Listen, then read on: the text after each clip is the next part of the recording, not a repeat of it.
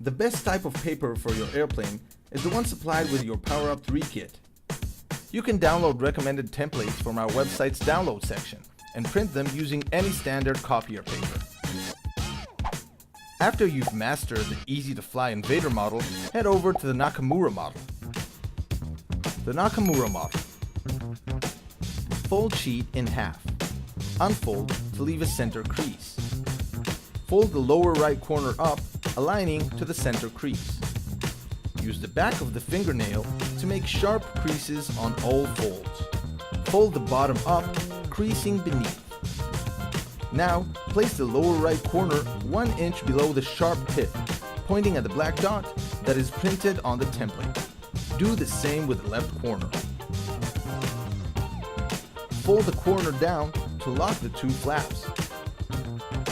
Now, flip over, then fold in half.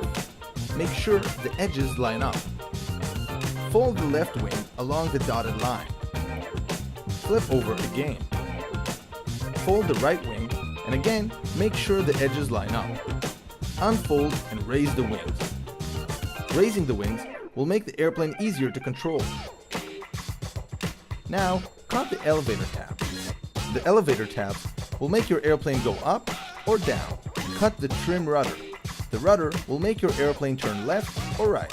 Bend the elevator tabs up.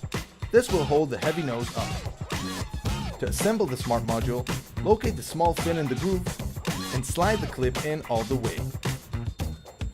Make sure the smart module is centered with the groove and parallel to the wings. The propeller should not touch the paper airplane's wings. Done? Great! Now we're almost ready. Just one more step before we take off. It's time to get to know the app.